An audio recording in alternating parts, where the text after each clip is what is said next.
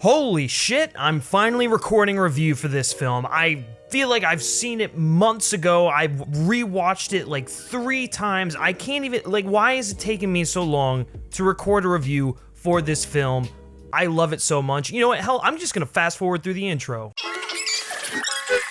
Hey, how's it going, everyone, and welcome to FilmSpeak, where film is our second language. I'm Griffin, as always, and this is the channel where we support and stan Adam Sandler and Uncut Gems. It's also the place where if you can relate to anything I've just said, you can hit that subscribe button for more insightful and articulate and gemsy film discourse and analysis. Uncut Gems is written and directed by the Safdie Brothers, and it stars Adam Sandler, Idina Menzel, Lakeith Stanfield, Kevin Garnett, Julia Fox, and The fucking Weeknd. A charismatic jeweler makes a high-stakes bet that could lead to the windfall of a lifetime. In a precarious high-wire act, he must balance business, family, and adversaries on all sides in pursuit of the ultimate win. I really have no idea where to start with this film other than the fact that I have seen it 3 times now, and I absolutely adore it. It gets better on each rewatch,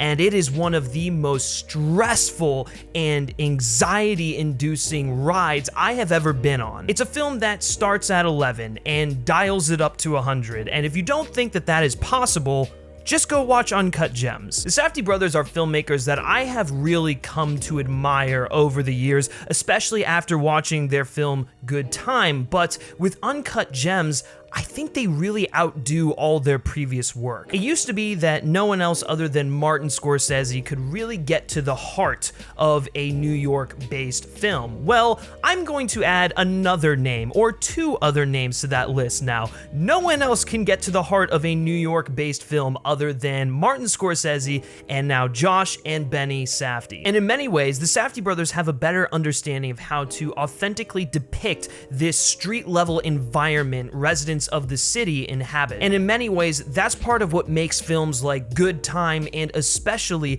Uncut Gems that much more exciting. The Safdies completely immerse you in this seedy, grimy depiction of New York. And I can only imagine that it comes from their own experiences living in the city, walking down the street, interacting with merchants and people on sidewalk corners, and that's what gives Uncut Gems its distinct identity. And while a lot of this comes from their guerrilla-style approach to filming, we have to give a lot of credit here to Adam Sandler for carrying basically this entire film. And he's not only carrying, he's bringing that New York level of authenticity of someone who is actually from and who actually lives in this environment. Oh my God, this is Adam Sandler like you've never seen him before. I always thought the guy got a bit of a bad rap because of some of the shitty comedies he did, but when he really commits and he really goes all in on a role, it shows, and all I want now is for Adam Sandler to do more interesting projects like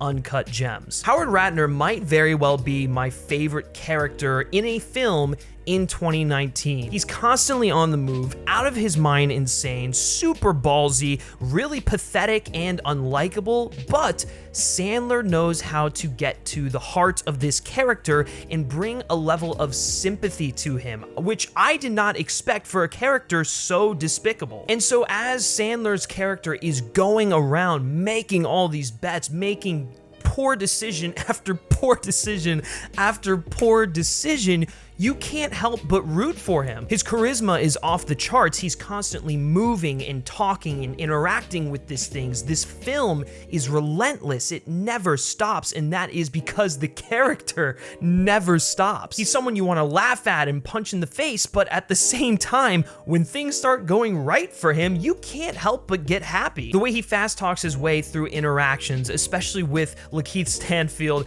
and Kevin Garnett, are hysterical, and it could only be done by someone like Adam Sandler. And the thing I really like about Sandler's portrayal is that you really have no idea whether or not he's making this whole thing up as he goes along, or whether he's got a very long and drawn out plan in the back of his head, both of which are incredibly valid interpretations given where you're at in the film. However, he does have a weakness, and that weakness is gambling. And ultimately, we're just left watching this guy pummel his way through a minefield, just barely getting by the skin of his teeth. I think what the Safdies and Sandler do so well in terms of shaping the character of Howard is showing a guy who is so deeply affected by greed and wanting more and constantly wanting more, never being satisfied. And it comes up in every single facet of his life. He's constantly chasing after things he can't have and discarding things that maybe he should be holding on to.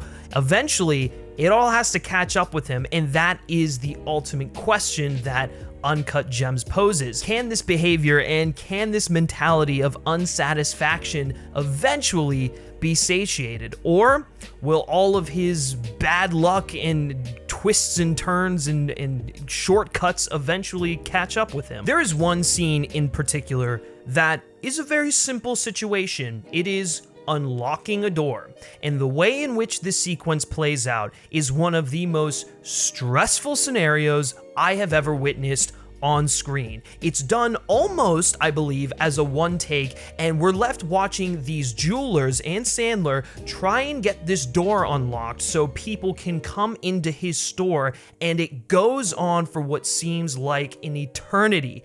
The way in which the Safdies ramp up the tension, the way in which Sandler is interacting with his employees and trying to get this door unlocked, everything is constantly building up until they eventually open the door and the entire theater takes a collective breath. The tension in that moment, and really the tension in this entire film, is that palpable. That's only one example, but I promise you, walk into any theater that's playing Uncut Gems and you could cut the tension with a knife. And I guess that leads me into the next thing that I love about this film, and it's how the Safdies structured and edited it. As I'm sure you've gathered, this is a film that is constantly moving, and so maintaining that level of intensity is incredibly hard, yet the Safdies are able to throw in these character moments that really help us understand who these people are and how their relationships have kind of splintered and faltered along the way. Now, these moments are few but important, and they offer just the right amount of oxygen to prevent you from keeling over. That being said, the film is sensory overload and relentless, and I mean that in the best possible way. Everything is consistently building and building and building until we get to this unbelievable climax, which might be my favorite climax of the year and one of my favorite gambling sequences of all time, where it's Howard betting on a game. You've seen it from the trailers. I'm not gonna say what happens, but the way in which it's cut, the way it cuts back and forth between multiple characters and what's going on, the reactions, the looks, it's just the music. I mean, oh my God. I've seen the film 3 times now. I'm clenching the arms of my chair the entire way through, and by the time the film eventually concludes, I let out a deep breath and my palms are absolutely sweaty. It is just one of the most nutty conclusions to a film I have ever seen. Oh my gosh, this review is all over the place. Then again, this is a review for Uncut Gems, so I guess it really makes sense. And to top it all off, we have another excellent score, one of the best of the year, I might add, by Daniel Lopatin, or as you all may know him, Oniatrix Point Never, who did the score for Good Time. He comes back, brings that synthwave sensibility to Uncut Gems, and it adds to the pulsation that is constantly going on throughout the course of this film. Before I give you my final verdict on Uncut Gems, guys, why don't you take a second here and like this video, share it with your friends, and subscribe to this channel for more insightful and articulate film discourse and analysis. In case you haven't guessed already, Uncut Gems is absolutely one of my favorite films of the year. In fact, it's sitting at the number 2 slot right behind Waves, and if Waves hadn't hit me in such an emotionally moving way, this would probably be sitting at the number 1 spot. It is an absolute roller coaster of a theater-going experience. It's entertaining, it's edge of your seat, thrill ride, non-stop, relentless sensory overload, and it's all spearheaded by the Safdie Brothers and especially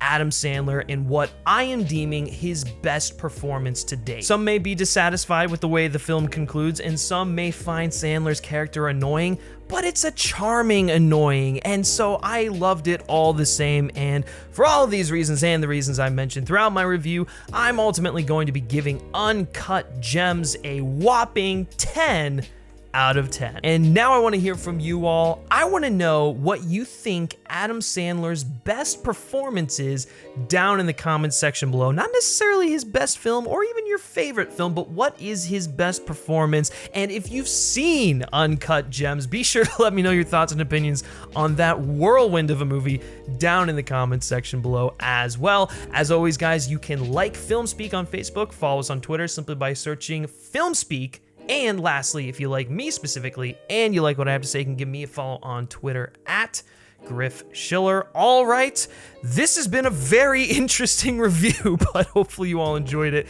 and I'll catch you next time. Take care.